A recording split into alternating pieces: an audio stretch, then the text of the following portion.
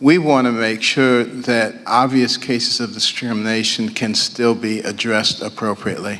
And in cases where something is not obvious, we want to apply logic and common sense to it. Otherwise, everything could become a disparate impact case. No, but the burden proof would be so much. I mean, the complete intention is to show that the impact of the act or the structure that's in place that's discriminatory against the families. Wow. Just wow.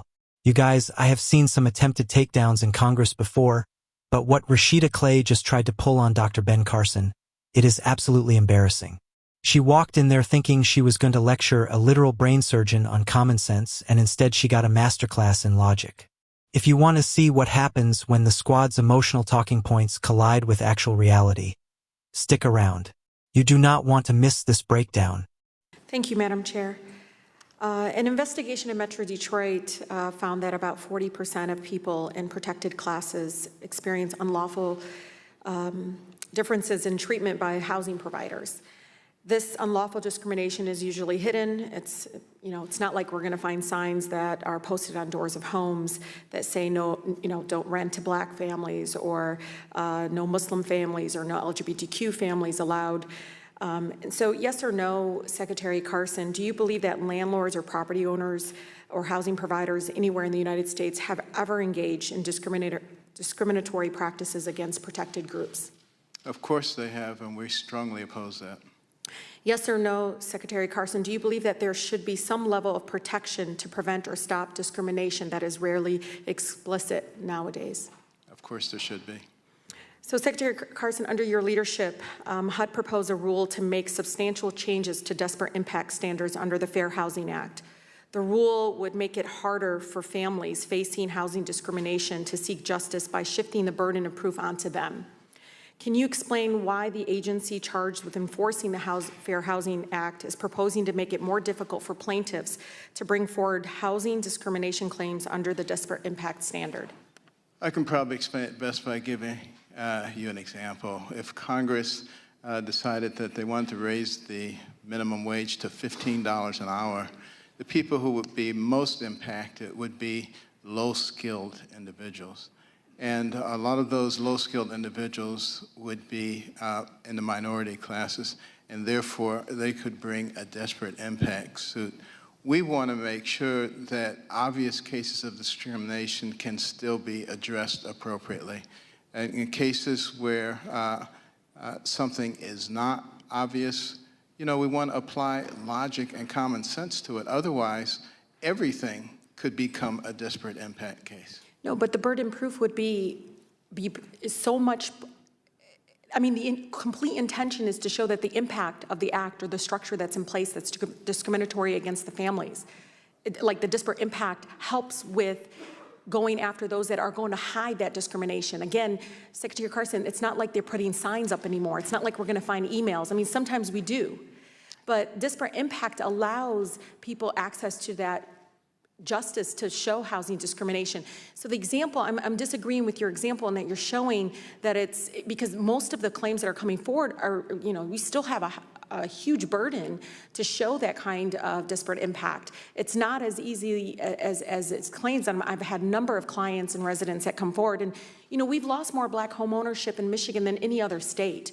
We've seen actual shifting of home ownership away from communities that are struggling, and we do believe it stemmed around a lot of housing discrimination, and there should be equal access to bring those claims forward. So I just strongly disagree with kind of the analysis that you bring forward, and really advise your department to push back against getting rid of disparate impact. I mean, almost making it impossible, Secretary Carson, impossible to bring a housing discrimination claim. But Director Calabria, we know that a quarter of the mortgages provided by government-sponsored enterprises must be allocated to low-income borrowers.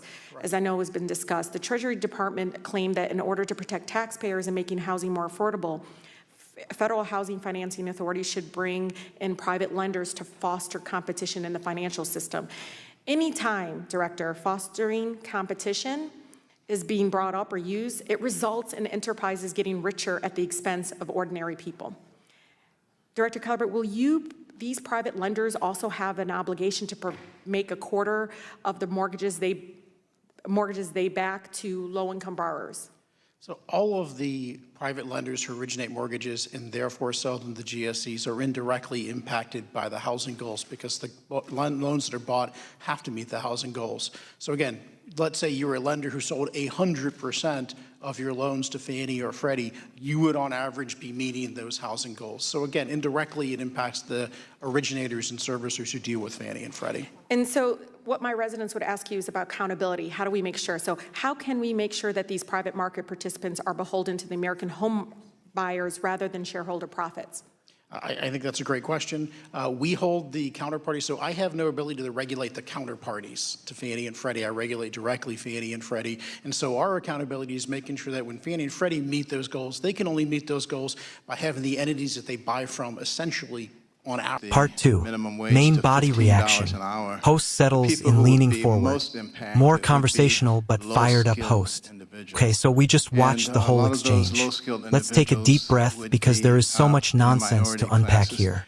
First off, let's talk about the vibe. You have Rashida Tlaib, a charter member of the squad, coming in with that trademark aggression.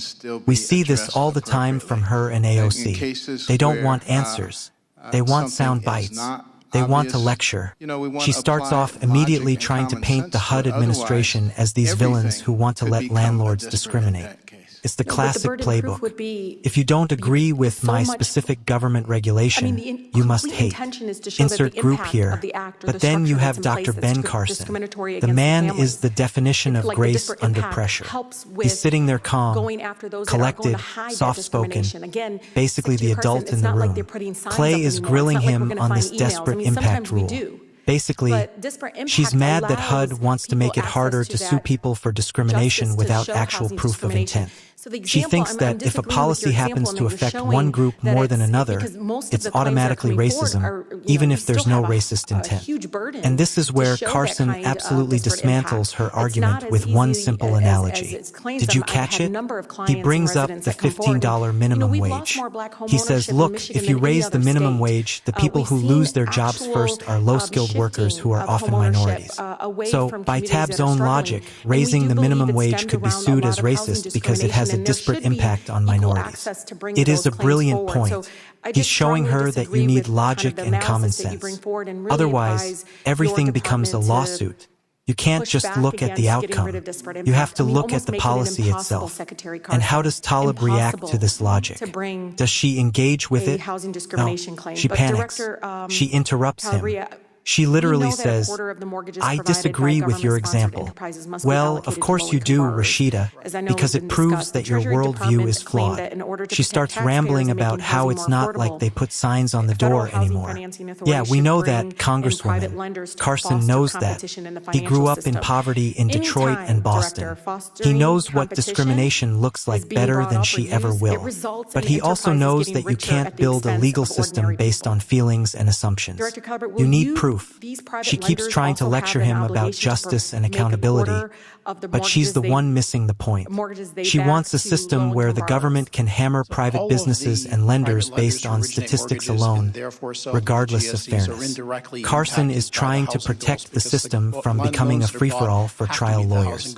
Honestly, watching this was painful for her. She tried to entrap him, and he just sidestepped it with basic economic literacy.